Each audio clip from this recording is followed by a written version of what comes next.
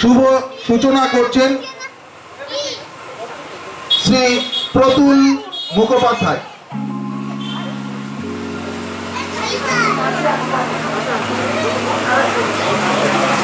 মঞ্চে উপস্থিত সমস্ত অতিথিদেরই এই প্রদীপ প্রজ্বলনের জন্য আসতে অনুরোধ করছি।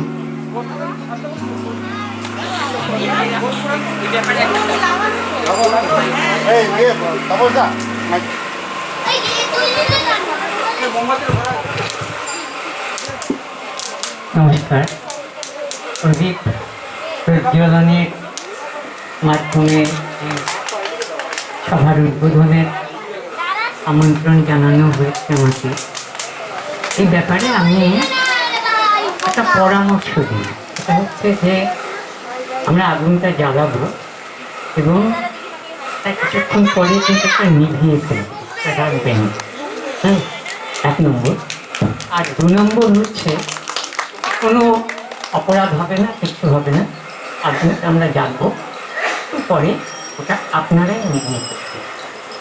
2 নম্বর হচ্ছে আমরা কিছুদিন আগে একটি জায়গায় বিদ্যাসাগরের নামে আমি পুরস্কার পেয়েছিলাম, আমি ধন্য হয়েছিলাম। সেখানে উদ্বোধনের একটা রীতি দেখলাম, সেটা আপনাদেরও অনুকরণ করতে পারে। সেখানে একটি ছোট্ট টবে গাছ রাখা হয়েছে এবং আমরা সেই গাছে জলসিঞ্চন করি, সামান্য করে জলসিঞ্চন করে উদ্বোধন করেছিলাম।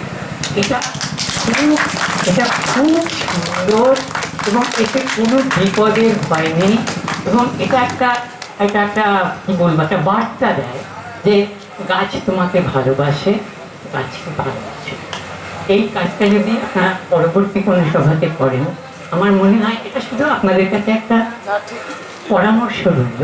এটা কিন্তু খুব সুন্দর উপায় একটা নতুন একটা সভা উদ্বোধন করার করতে দিন। এবার আমি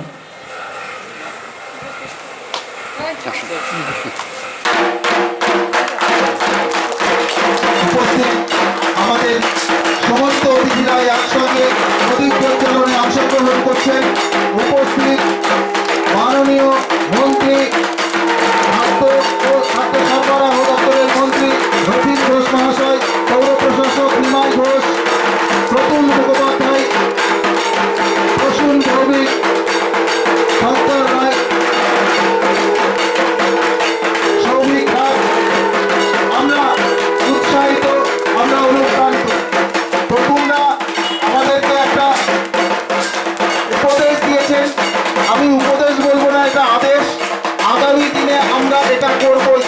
এখন বক্তব্য রাখবেন আমাদের প্রিয় মন্ত্রী, মধ্যমগ্রামের কাছের মানুষ, আমাদের সকলের প্রিয় শ্রী রথীন ঘোষ মহাশয়। ধন্যবাদ। যে সমস্ত গুণী মানুষরা এখানে এসছেন, প্রতুলদা আমাদের আমি বাংলায় গান গাই যা স্মরণীয় হয়েছিল আমাদের মধ্যে, সকলের কণ্ঠে সেটা ফিরত। তিনি উপস্থিত হয়েছেন প্রসূন ভৌমিক। বর্তমান যারা কবিতা লিখেন একটা উজ্জ্বলতম নাম, আমাদের সৌমবাবু আছেন, সৌভিক দাস আছেন, আমাদের মধ্যমগ্রামের পুর প্রশাসক আমার বন্ধু নিমাই ঘোষ। এবং আমরা তো মূর্তির উন্মোচন করি না, আমরা মণ্ডপের দ্বারোদ্ঘাটন করি।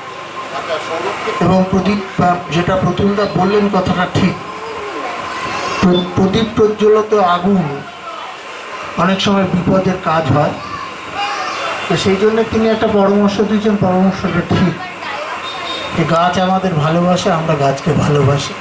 সেটা যদি সেই গাছ রেখে জলসিঞ্চন করে, তাহলে আমার মনে একটা নতুন বিষয়ে অবতারণা হবে। কারণ আমরা ধারাবাহিকতা দেখি যে সব জায়গাতে প্রদীপ আমাদের, আগুন আমাদের, এর মধ্যে দিয়ে আমরা অগ্নিশিখাকে বরণ করি।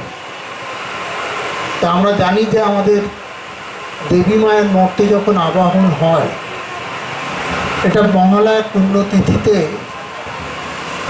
আমাদের এখন অনেক ইলেকট্রনিক মিডিয়া হয়ে, সেখানে বিভিন্নভাবে এই মহালয়া পর্বটাকে দেখানো হয়। কিন্তু আমি মনে করি যে আমরা ছোটোবেলা থেকে একটা জিনিস শুনতে শুনতে অভ্যস্ত হয়ে গেছি। এই বীরেন্দ্রকৃষ্ণ ভদ্র মহাশয় সকালবেলা তার চণ্ডী থেকে পাঠ করতেন যে যা দেবী সর্বভূতেষু শক্তি রূপেণ সংস্থিতা নমস্তস্যই নমস্তস্যই নমো নমঃ। এই যে সকালবেলা এটা শোনবার পরেই আমরা বুঝতে পারতাম যে দেবীর মর্তে আগমন ঘটছে। তাই আজকে এই উদয়ের পথে যারা একটা সামাজিক কাজ করে, এখানকার অধিবাসী বৃন্দ এই পুজো অর্চনাটা দীর্ঘদিন ধরে করছেন। অজিতদা আছেন, সুধীরবাবু আছেন, মানববাবু আছেন, সকলেই এই পুজোর সাথে যুক্ত আছে। আমরা যারা জনপ্রতিনিধি হই, আমাদের যেহেতু আমি এই এলাকার মানুষের দ্বারা নির্বাচিত, মানুষ আমায় আশীর্বাদ শুভেচ্ছা জানিয়েছিলেন, তাই আমি নির্বাচিত হতে পেরেছি। এবং সেই কারণে যখন যে অনুষ্ঠানে ডাকেন না কেন আমরা আপনাদের কাছে আসি। এরা রক্তদান শিবির তৈরি করে সেখানে রক্ত দেয়, স্বেচ্ছায় অনেক সামাজিক কাজ করে। কিন্তু আমাদের এই করোনার অতিমারিতেই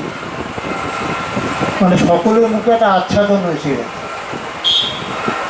যে একে অপরকে চিনতেও পারি না, কে সামনে দিয়ে চলে গেল বুঝতেও পারি না। এই যে সারা বিশ্ব জুড়ে যে এই অতিমারি, সেই অতিমারি সংকটের সময় মা এসছেন। গতবারও আমরা অনেক বিধিনিষেধের মধ্য দিয়ে দেবী মায়ের আরাধনা করবার সুযোগ পেয়েছিলাম, এবারও করছি। কিন্তু আমরা মায়ের কাছে প্রার্থনা করি, মা এই অতিমারি আমাদের মধ্যে থেকে দ্রুত অবসান ঘটুক। কারণ পুজোর এই দিনগুলোতে আমাদের অনেক বন্ধুবান্ধব আসেন, যাদের অর্থনৈতিক ব্যস্ততার কারণে আমরা সকলের সাথে সবসময় মিলিত হতে পারি। তো পুজো আমাদের সেইগুলোকে মেলবন্ধন করে দেয়। তাই সবাই মিলে যখন আমরা এই উৎসবে আসি, আমাদের বাংলার মাননীয় মুখ্যমন্ত্রী এটা বলেন যে ধর্ম যার যার, উৎসব সবার। আমরা সেই প্রেরণা নিয়েই সার্বিকভাবে সেই অনুষ্ঠানগুলো করি এবং করবার মধ্যে দিয়ে আমরা চেষ্টা করি যে মানুষের যে বন্ধন, এই যে সবাই মিলে এখানে একত্রিত হওয়া, করোনার চোখ রাঙানি আছে, কিন্তু সেটাকে উপেক্ষা করেও আমরা আমাদের ছোট ছোট ভাই বোনেরা সকলে এই উৎসবে সামিল হই। তাই আমি অনুরোধ করব যে আপনাদের যারা এই পুজো অর্চনায় ব্রতী হয়েছে, আমরা তো আপনাদের সাথে আছি, তো আপনারাও সরকারের যে বিধিনিষেধগুলো আছে সেগুলোকে মেনে এবারের পুজোটা অর্চনা করবেন। কারণ ব্যাপার হচ্ছে যে আমরা জানি যে বিভিন্ন অনুষ্ঠান হয়, পাড়া ছোটো ছোটো ছেলেমেয়েরা গান গায়, অমুক করে, কিন্তু সেগুলো আমরা এখন আর সুযোগ পাচ্ছি। অনেক ছোট ছোট প্রতিভা থাকে যারা পাড়ার এই অনুষ্ঠানে সঙ্গীত পরিবেশন করে, নাচ করে, তারাও সেই সুযোগটা পায়। তো এই পুজোর কটা দিনই আমাদের বিভিন্ন খাবারের যেমন পরিবর্তন ঘটে, তেমনি বিভিন্ন অনুষ্ঠানের মধ্য দিয়ে আমরা সবাই একে অপরের পরিপূরক হিসেবে সবাই মিলিত হওয়ার সুযোগ পাই। তাই আমি ধন্যবাদ জানাবো এই এলাকার অধিবাসীদের, তারা আমন্ত্রণ করেছেন, আমি ব্যক্তিগতভাবে উপস্থিত হতে পেরে। এবং দেবী মায়ের কাছে প্রার্থনা করব, মা আমাদের আসেন অশুভ শক্তিকে বিনাশ করতে, শুভ শক্তির উদ্বৃত্ত ঘটাতে। সেই অশুভ শক্তির বিনাশ হোক, শুভ শক্তির উদ্রেক হোক আমাদের মতো। মায়ের কাছে অঞ্জলি দিয়ে আমরা বলি, মা আমাদের কল্যাণ করো, মঙ্গল করো, আমরা যাতে তোমার বলে বলিয়ান হয়ে মানুষের জন্য সেবা করতে পারি। সকলে ভালো থাকবেন। আমাদের অতিথিরা যারা এসছেন, আমি ব্যক্তিগতভাবে তাদের আন্তরিক কৃতজ্ঞতা এবং অভিনন্দন জানাচ্ছি যে তারা এখানে উপস্থিত হয়েছেন, তাদের সাথে সাক্ষাৎ ঘটল। সকলে ভালো থাকুন, সুস্থ থাকুন। ধন্যবাদ, নমস্কার। ধন্যবাদ।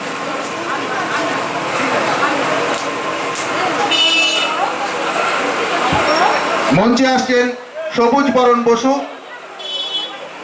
বর্ণ পরিচয় সাহিত্য পুরস্কার প্রাপ্ত, 2 বাংলা মিলে শ্রেষ্ঠ কবির সম্মান, এপার ওপার সাহিত্য সম্মান প্রাপ্ত এবং অন্য কথা সাহিত্যে পুরস্কার প্রাপ্ত কবি ও গদ্যকার সবুজ বরণ বসু পরবর্তী অনুষ্ঠান পরিচালনা করবেন। শুভ সন্ধ্যা। আজকে ইতিমধ্যেই আমাদের অতিথিরা যারা এসেছেন তারা বহু দূর থেকে এসেছেন এবং ইতিমধ্যে অনেকটা যান বিভ্রাটে তারা ক্লান্ত, সুতরাং অনুষ্ঠান খুব বেশি দীর্ঘায়িত করার কোনো প্রয়োজন নেই। আমরা আন্তরিকভাবে কৃতজ্ঞতা বারবার জানাই তাদেরকে, বিশেষ করে যে 4 জন রয়েছেন, শ্রী প্রতুল মুখোপাধ্যায়,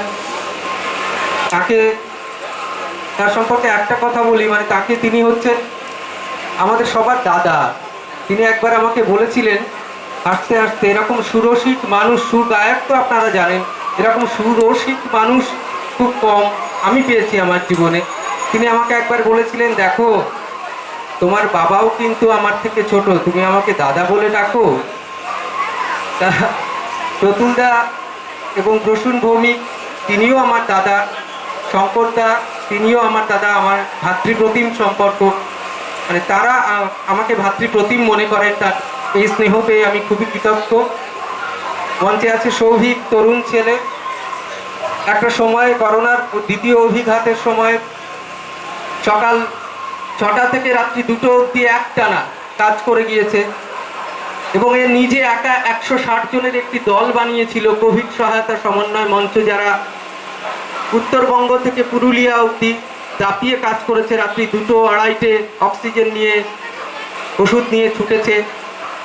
আপনাদের আজকের এই পুজো কমিটির অন্যতম যুগ্ম সম্পাদক শ্রী সৌভিক মুখোপাধ্যায় মহাশয়, তিনিও এই কোভিড সহায়তা সমন্বয় মঞ্চের একজন অন্যতম সদস্য এবং তিনিও এই কাজটি করে গিয়েছেন দীর্ঘদিন ধরে। যখন দরকার রাত্রি 2টো 2:30টে তাকে ফোন করে পাওয়া গেছে, আমাদের 160 জনকেই পাওয়া গিয়েছে। আমিও এই দলের একজন সদস্য আছি এখন। প্রথমেই আমি বলবো, আরেকজনের কথা না বললেই নয়, শঙ্করদা বিশিষ্ট সাহিত্যকার, সবাই শুনেছেন। তিনি দীর্ঘদিন ধরে একটি পত্রিকা এই সহস্রধারা তিনি সম্পাদনা করেন। শুধু তাই নয়, তরুণ প্রতিভার খোঁজ বাংলা সাহিত্যে তার হাত ধরে ঘটে আসছে বিগত 40 বছর ধরে। এই সময়ের অন্যতম উজ্জ্বল কবি শ্রী প্রসূন ভৌমিক সাম্প্রতিক অতীতে তার 2টি কাব্যগ্রন্থ দেশ এবং প্রতিরক্ষা লিখে যায়, সারা বাংলায় আলোড়ন ফেলে দিয়েছিল। সংক্ষিপ্ত এটুকুই বলার তাদের সম্পর্কে।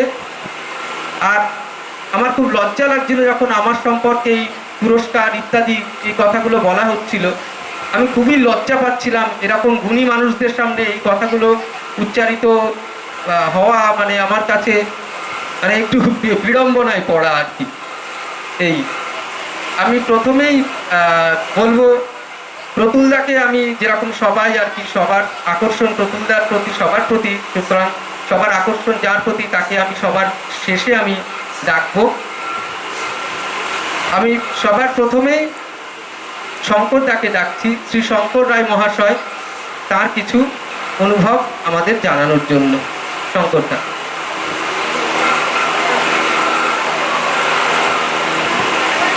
এই উদয়রাজপুর হেমন্ত বসু সরণি দুর্গা পুজোর আয়োজক এবং এখানকার অঞ্চলের সমস্ত অধিবাসীদের আমার নমস্কার, ভালোবাসা।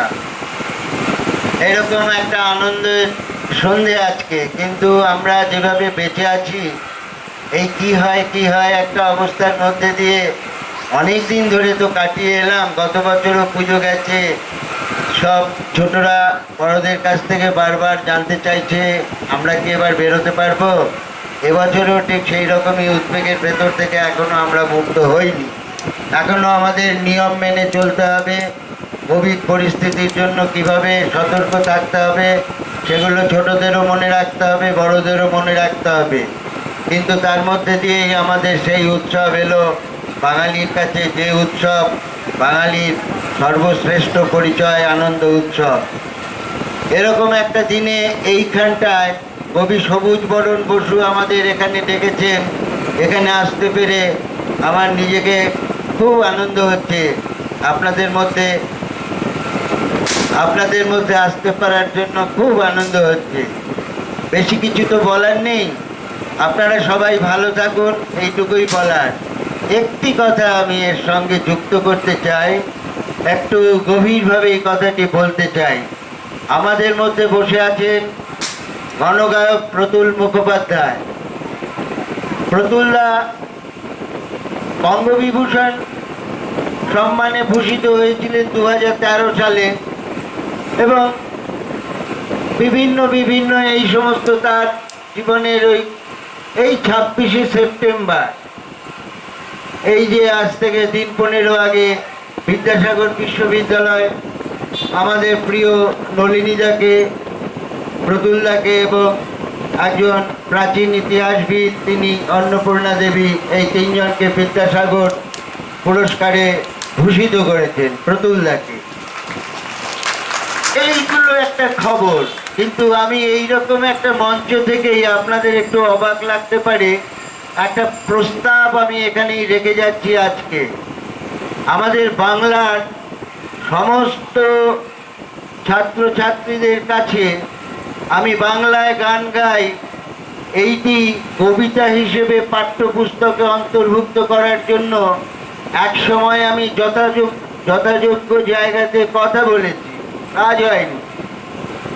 আমি আবার এই উদ্যোগ নেব এবং আমি থেকে আমাদের হবে এই উদ্যোগ যে আমরা এটা চাই সপ্তম শ্রেণী বা অষ্টম শ্রেণীতেই মনে হয় আমি বাংলায় গান গাই, এটা পাঠ্যপুস্তকে অবশ্যই অন্তর্ভুক্ত করা হোক প্রথমত।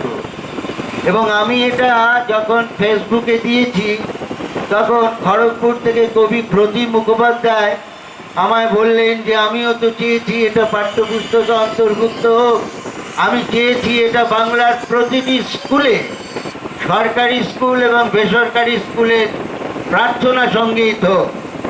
এই যে দুটি কথা আমি কিন্তু প্রাতিষ্ঠানিকভাবে এই উদয়রাজপুর মঞ্চ থেকেই প্রথম ঘোষণা করছি।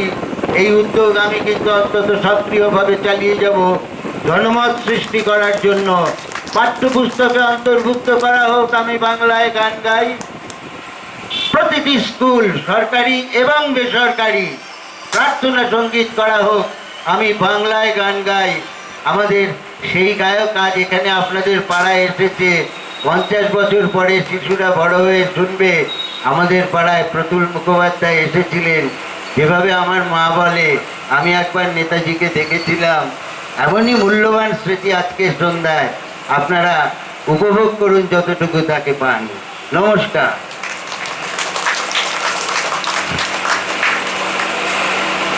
উদয়রাজপুর হেমন্ত বসু সরণি সার্বজনীন দুর্গোৎসব কমিটির পক্ষ থেকে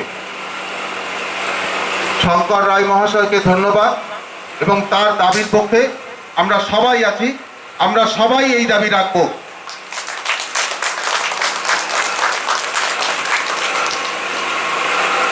ধন্যবাদ শ্রী শঙ্কর রায় মহাশয়কে, আমাদের প্রিয় শঙ্করদাকে।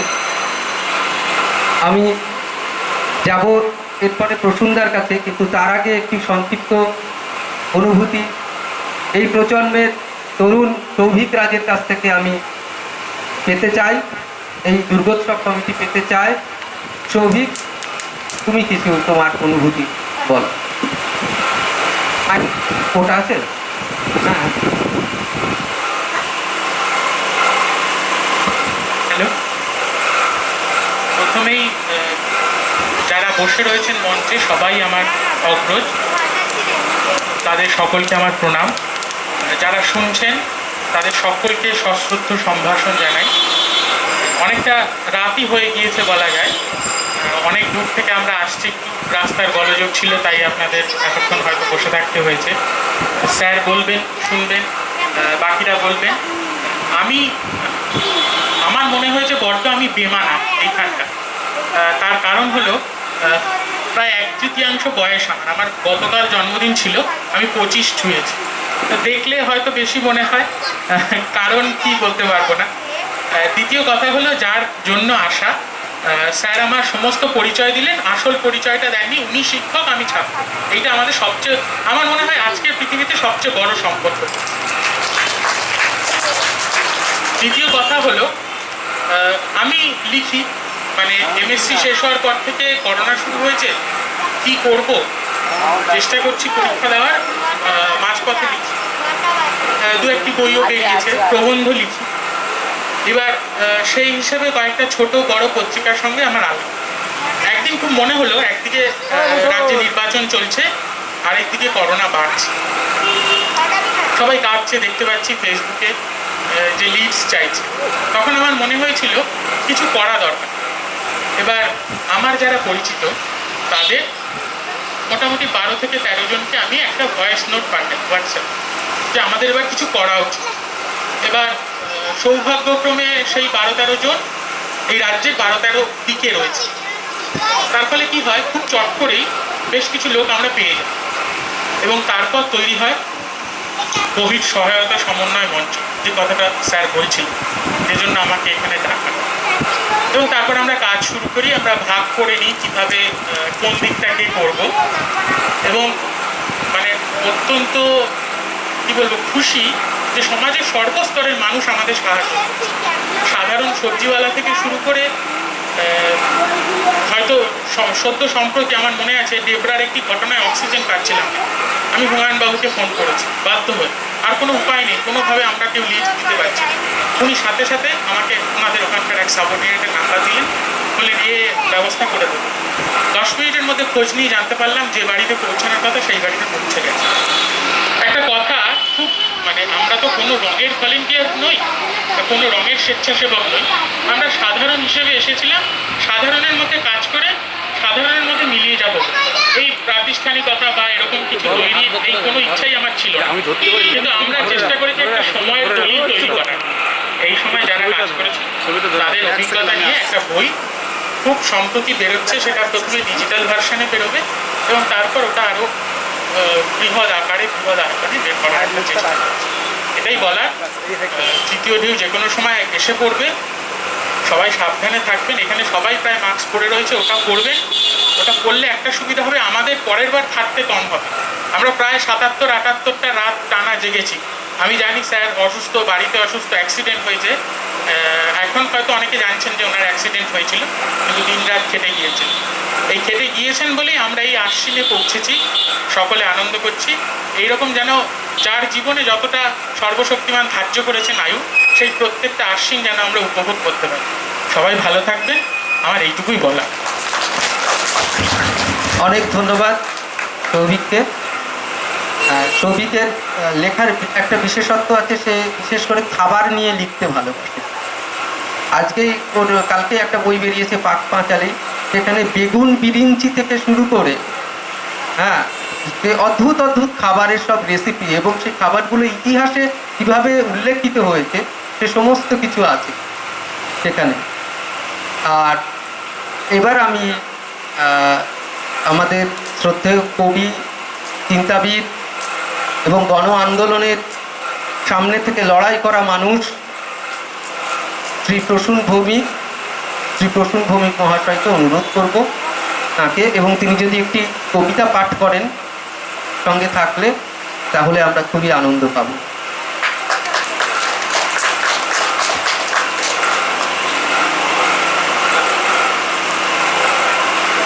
উদয়রাজ হেমন্ত বসু সরণির সমস্ত অধিবাসীকে এবং উদয়রাজ হেমন্ত বসু সরণি সার্বজনীন দুর্গোৎসব কমিটির কর্মকর্তাদের শুভ সন্ধ্যা জানাই, এবং এখানে এই মঞ্চে আমাদের আমন্ত্রণ জানানোর জন্য আরেকবার ধন্যবাদ জানাই। একটা কবিতা দিয়ে শুরু।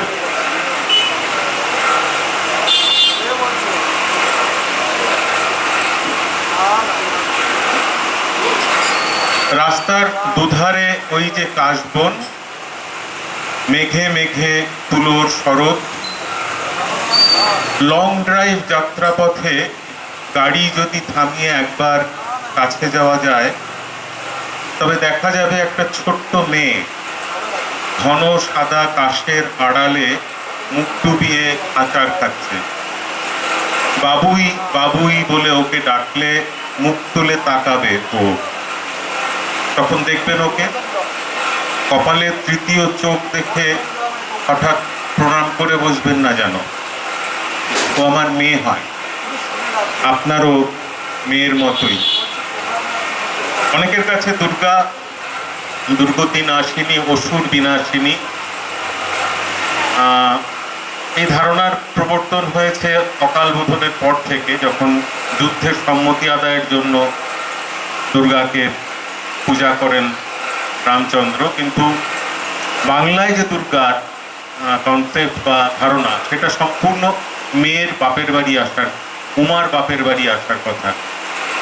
মেয়েকে বাবা মা নতুন করে কাছে পাওয়া এবং আবিষ্কার করার একটা চল, সেটাই হচ্ছে দুর্গা পূজা, যেখানে সে দুর্গা নিরস্ত্র, যে দুর্গা অন্নপূর্ণা, যে দুর্গা বাসন্তী, যে দুর্গা সর্বমঙ্গলা। এই দুর্গার আবাহন হচ্ছে বাংলার চিরন্তনের দুর্গার আবাহন। আমার কাছে সেই দুর্গাই প্রকৃত দুর্গা। আমরা সবসময় প্রতি দুর্গা পুজোর সময় এই প্রত্যেকে আমরা আমাদের ছেলে মেয়ে, মেয়ে মানে সন্তানের কথাই হচ্ছে, সেখানে ছেলে মেয়ে নির্বিশেষে তাদেরকে নিয়ে আনন্দ করা, এবং আমাদের আনন্দ যেন অন্যকেও আরো আনন্দ দেয়, কোনো কারো নিরানন্দের কারণ না হয়, আরো মানুষকে সঙ্গে নিয়ে কাজ করা। এইটা আমার কাছে সবসময় দুর্গাপুজোর যে আনন্দটা আমার কাছে এইভাবেই আসে। আমি এখানে আজকে যে এলাম, একটু আগে সৌভিক বলছিল যে আমাদের যারা বসে আছি মঞ্চে অকিঞ্চিত কর, কিন্তু সমস্যাটা হচ্ছে ওর কথা না শুনলে আমি হয়তো রাজি হতাম না সবুজের প্রস্তাবে। কারণ সবুজ যখন বলেছিল যে এই অঞ্চলে একটা ছোট্ট পুজো আছে, যে অঞ্চলে এইরকম সবুজ এবং তাদের মতো ছেলেরা, কীভাবে ছেলে মেয়েরা গোটা রাজ্য জুড়ে কাজ করেছে, সেই সময় আমাকেও এরা ফোন করেছে, মানে মূলত সবুজই ফোন করেছে, বিভিন্ন জায়গায় থেকে গেলে কোথাও সরকারি সাহায্য বা অন্যান্য সাহায্যের জায়গায়, সেইগুলো আমরা প্রত্যেকেই তখন আমাদের ক্ষমতা মতো কাজ করে তুলেছি। কিন্তু এই খবরটা যখন আমি পেলাম যে আপনাদের এই অঞ্চল থেকে এইভাবে কাজ হয়েছে, তখন আসার জন্য, এখানে আপনাদের সঙ্গে দেখা করার জন্য একটা আলাদা উদ্দীপনা আমার মধ্যে কাজ করে, এবং সম্ভবত আমার শঙ্করদা এবং প্রতুলদা প্রত্যেকের কাছেই সেটাই মূল চালিকা শক্তি ছিল এখানে আসার। আমি দেরি হয়েছে, আর বেশি দেরি করবো না, কিন্তু আপনাদের কাছে যে একটু আগে শঙ্করদা যে কথাটা বললেন, সেই কথাটার প্রেক্ষিতে শুধু বলি যে প্রতুলদার এই আমি বাংলায় গান গাই গানটি নতুন করে তার আন্দোলন আমরা সবাই করব, কিন্তু এটা আমার চোখের সামনে, আমি মনে আছে সেটা বোধ হয় 2012 বা 13 না 12ই 2012 কোনো একটা মঞ্চে মুখ্যমন্ত্রী ছিলেন, আমরা সেই মঞ্চে ছিলাম, প্রতুলদাও ছিলেন।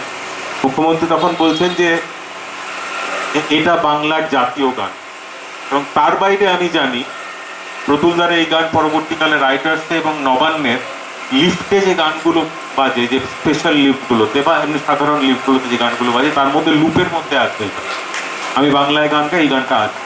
মানে বহুবার আমাকে উঠতে হয়েছে, নামতে হয়েছে এই গান শুনে। কখনো এর পরে এই গানটা শুরু হবে, আমি তখন নেমে গেলাম, কখনো না গানটা শেষ হলো, তখন আমি হয়তো উঠলাম, লাস্টে শুনে যাচ্ছি, এরকম। ফলে একটা দিকে আমরা জয়যুক্ত হয়ে আছি, বাংলায় গান গাই, এই গানটি এবং প্রতুল মুখোপাধ্যায় সেই জায়গায় অনেক দূর পর্যন্ত এগিয়ে আছি। কিন্তু আমরা সিলেবাসের মধ্যে কি এখনো সত্যিই নেই? সিলেবাসের মধ্যে সেটা আমরা আরেকবার জানাতে পারবো। আমাদের আরেক কবি বন্ধু, তিনি সিলেবাস কমিটির প্রেসিডেন্ট, মানে সর্বোচ্চ আধিকারিক অভিক মজুমদার। আমরা সেখানে আরেকবার করে সেটা আমরা নিশ্চয়ই জানাবো। এটুকু আমার বলার ছিল, সংযোজন ছিল আর কি, আর বাদ আগের কথাটা আমি বলে রেখেছি। সবুজকে অনেক ধন্যবাদ এখানে নিমন্ত্রণ করার জন্য। কিন্তু আমরা এখন যথাসম্ভব, আপনারাও অনেকক্ষণ ধরে বসে আছেন, আমরাও অনেকটা পথ ঘুরে আবার এখন চলছে, যথাসম্ভব তাড়াতাড়ি আমরা শেষ করছি, আপনাদের বেশি বিরক্তির কারণ আর ঘটাতে চাই না। ধন্যবাদ।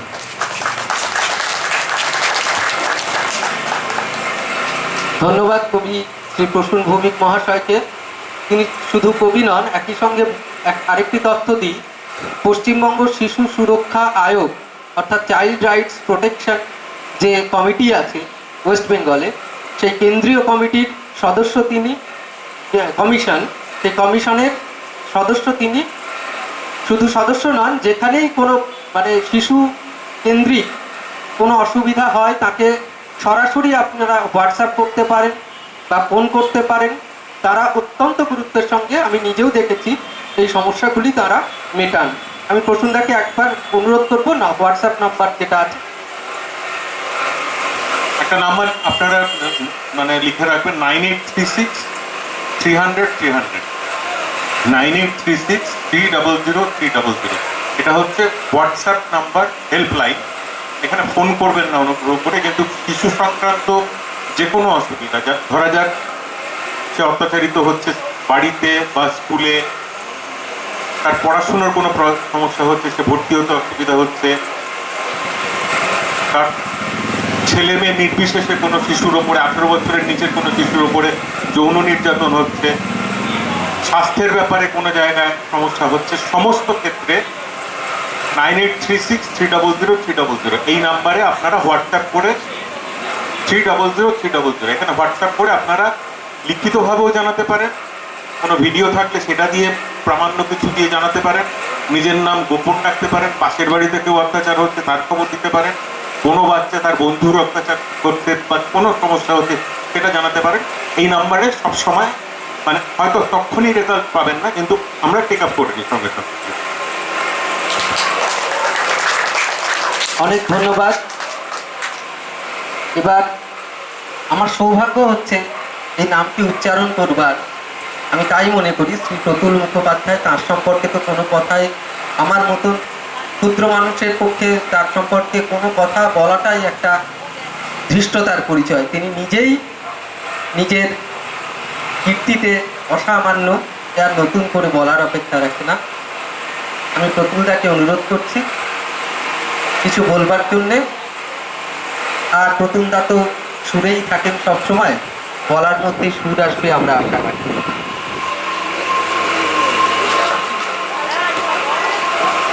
আমি তাদের বক্তব্য শুনছিলাম। প্রসূন যে কথাটি বলল, একেবারে আমি সেই কথাই বলছি। আমি সাধারণত দুর্গোৎসবের উদ্বোধনের মিটিংয়ে যাই না।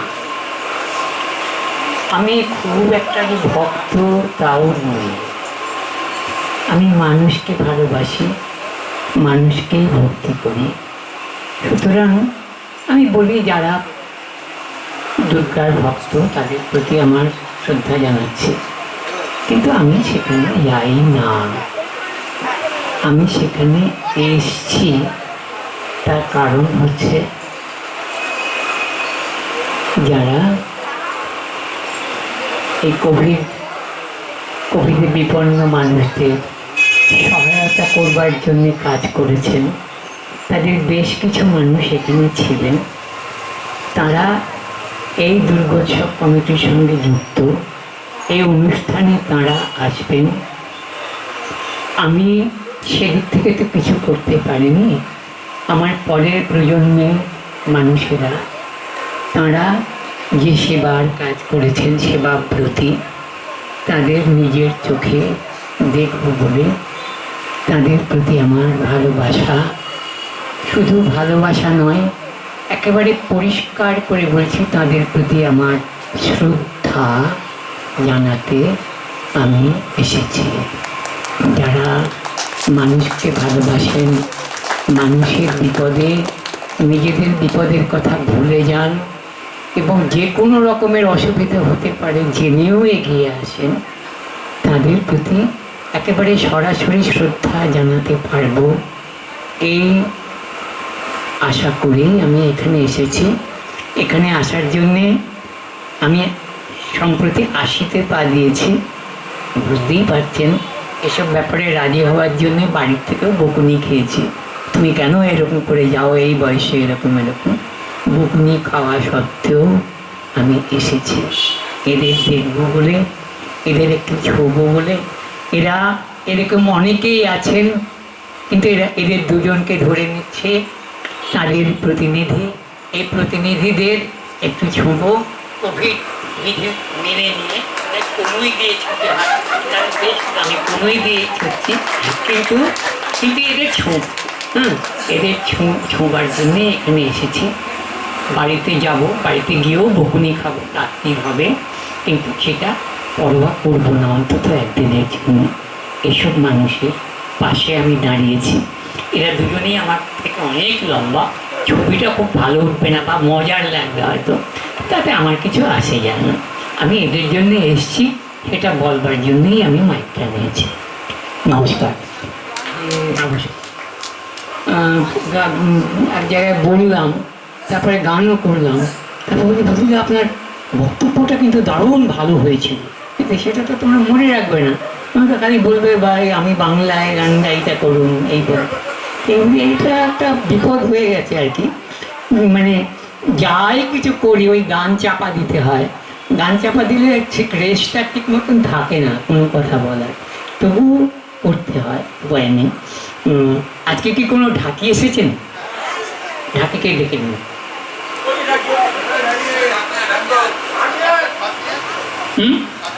ঢাক আসবে না? ঢাকটার জন্যই তো বলছি।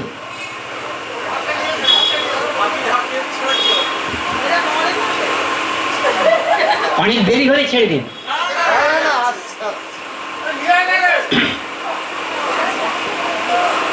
একটা উদ্বোধন বলে কথা, একটু ঢাক না বাজলে চলে না।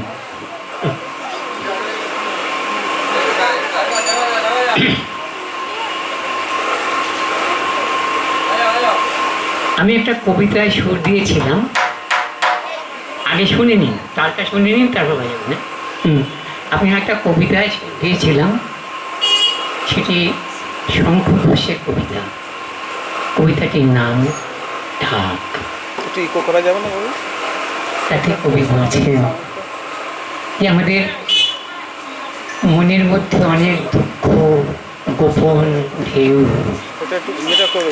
জানবে না আর কেউ, কান্না যতই থাক সবাই সাজাক বাজাক ঢাক। এই কথাটা এখনকার থেকে বেশি করে আর কোনো হয় না। এখন একের পর এক কান্নার মতন, ক্রোধে ফুঁসে উঠবার মতন ঘটনা একের পর এক ঘটে যাচ্ছে, কিন্তু তারপরেও আমাদের ঢাকটা বাজাতে হয়। সেটাই এই কবিতার উপযুক্ত। সেই কবিতার সঙ্গে কবিতা যখন ঢাক নিয়ে, তবে ঢাকও তো বাজবে।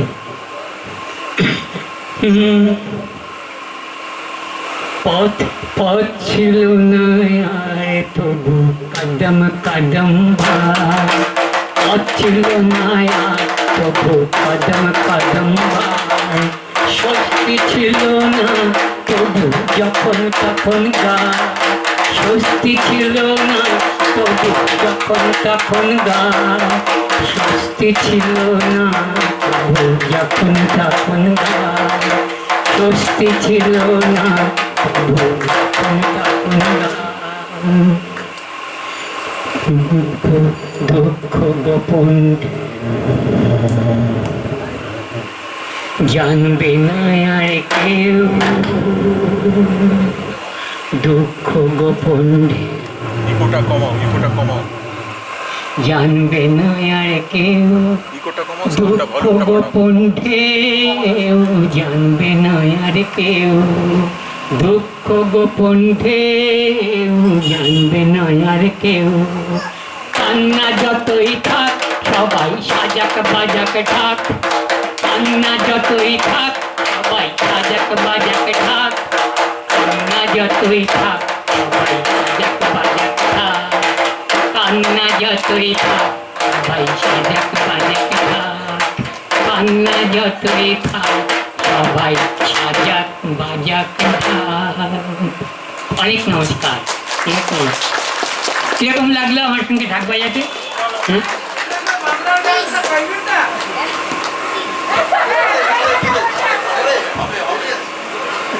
আমি বাংলায় গান গাই ছাড়াও দু একটা গান আরো জানি, আরো দু একটা জানি।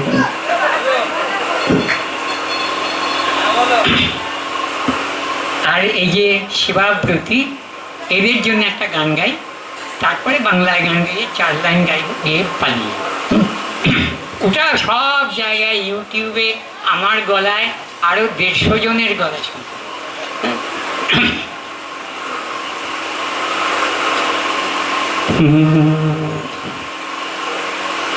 আমরা আজ শুনতে পাই, শুনো মানুষ ভাই, সবার উপরে মানুষ সত্য, তাহার উপরে নাই। আরেকটু চড়াই গান। আমরা আজ শুনতে পাই, শুনো মানুষ ভাই, সবার উপরে মানুষ সত্য, তার উপরে নাই। আমরা আজ শুনতে পাই, শুনো মানুষ ভাই, সবার উপরে মানুষ সত্য, তাহার উপরে নাই।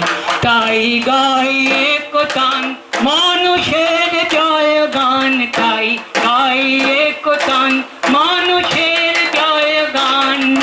মানুষের সেবার ব্রত নিবেদিত প্রাণ, মানুষের সেবার ব্রত নিবেদিত প্রাণ। আবহমান আবহমান আমরা আজ শুনতে পাই, শুনো মানুষ ভাই, সবার উপরে মানুষ সত্য, তাহার উপরে নাই। তাই গাই একতান মানুষের জয় গান, তাই গাই একতান মানুষের জয় গান। মানুষের সেবার ব্রত নিবেদিত প্রাণ, মানুষের সেবার ব্রত নিবেদিত প্রাণ। আবহমান আবহমান আবহমান আবহমান। মানুষের সেবায় মানুষই সহায়, মানুষের সেবায় মানুষই সহায়। পাই যদি ভালোবাসা বাধা আর কোথায়, মানুষের সেবায় মানুষই সহায়। পাই যদি ভালোবাসা বাধা আর কোথায়। তাই গাই একতান মানুষের জয় গান, তাই গাই একতান মানুষের জয় গান। মানুষের সেবার ব্রতে নিবেদিত প্রাণ, মানুষের সেবার ব্রতে নিবেদিত প্রাণ। আবহমান আবহমান আমরা আজ এবার তোমাদের গাইতে হবে। আমরা আজ শুনতে পাই, আমরা আজ শুনতে পাই, শুনো মানুষ ভাই, সবার উপরে মানুষ সত্য, তাহার উপরে নাই। আমরা আজ শুনতে পাই, শুনো মানুষ ভাই, সবার উপরে মানুষ সত্য, তাহার উপরে নাই। তাই গাই একতান মানুষের জয় গান, তাই গাই একতান মানুষের জয় গান। মানুষের সেবার ব্রত নিবেদিত প্রাণ, মানুষের সেবার ব্রত নিবেদিত প্রাণ। আবহমান আবহমান আবহমান আবহমান।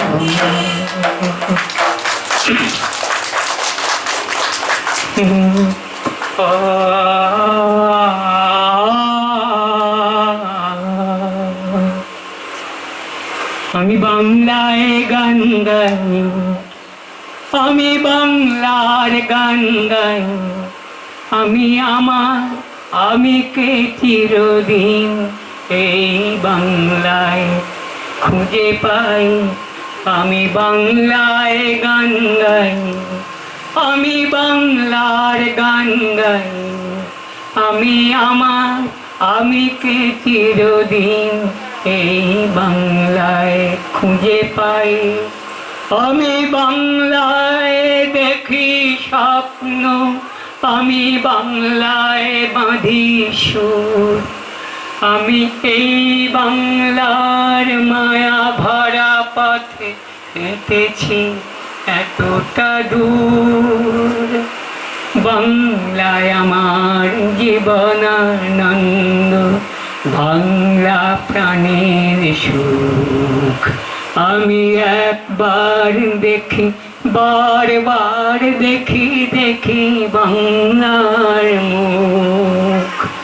বাংলায় আমার জীবনানন্দ, বাংলা প্রাণের সুখ। আমি একবার দেখি, বারবার দেখি, দেখি বাংলার মুখ। ও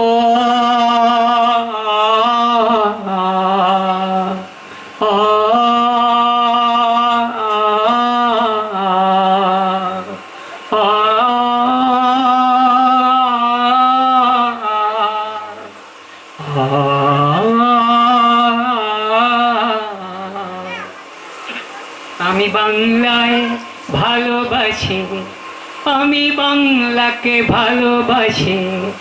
আমি তারই হাত ধরে সারা পৃথিবীর মানুষের কাছে আসি। আমি যা কিছু মহান বরণ করেছি বিনম্র শ্রদ্ধায়। মেশে 13 নদী, 7 সাগরের জল, গঙ্গায় পদ্মায়। বাংলায় আমার তৃষ্ণার জল, তৃপ্ত শেষ মুখ। আমি একবার দেখি, বারবার দেখি, দেখি বাংলার মুখ। বাংলায় আমার তৃষ্ণার জল, তৃপ্ত শেষ মুখ। আমি একবার দেখি, বারবার দেখি, দেখি বাংলার মুখ। আমি বাংলায় গান গাই, আমি বাংলার গান গাই। আমি আমার, আমি কে চিরদিন এই বাংলায় খুঁজে পাই। আমি বাংলায় দেখি স্বপ্ন, আমি বাংলায় বাঁধি সুর। আমি এই বাংলার মায়া ভরা পথে হেঁটেছি এতটা দূর। বাংলায় আমার জীবনানন্দ, বাংলা প্রাণের সুখ। আমি একবার দেখি, বারবার দেখি, দেখি বাংলার মুখ। আমি একবার দেখি, বারবার দেখি, দেখি বাংলার মুখ।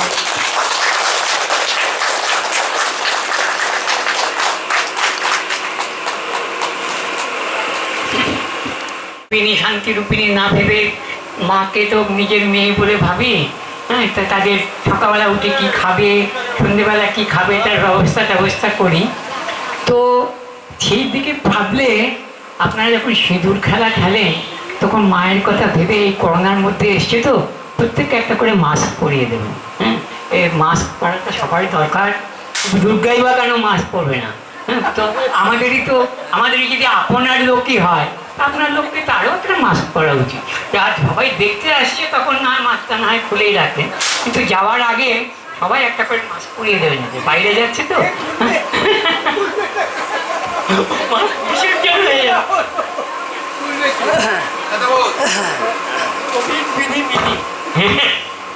কোভিড বিধি মানতে হবে। কে বাবা তুমি? অনন্য ব্যানার্জি? এই যাবে, তোমাকে তো কুমির দিয়ে ধরা উচিত।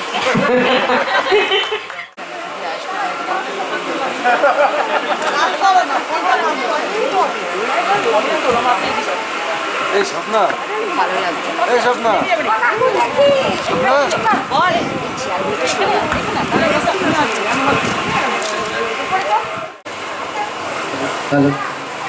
আজকের অনুষ্ঠান এখানেই শেষ। আমি প্রতুলদা, অন্য সবার জন্য এবং বিশেষ করে প্রতুল মুখোপাধ্যায়ের সম্মানের জন্য আজকে যারা এসেছেন তাদেরকে একবার অনুরোধ করব আপনারা সবাই একবার উঠে দাঁড়ান।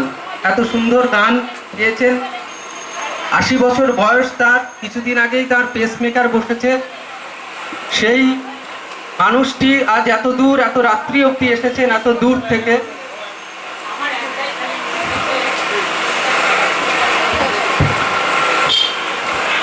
এই প্রশ্ন বলছিল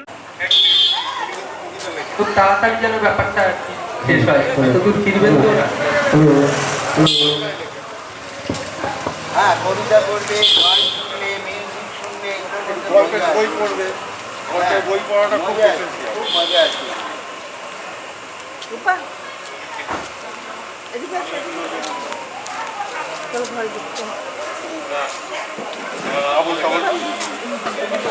না, ঠাকুর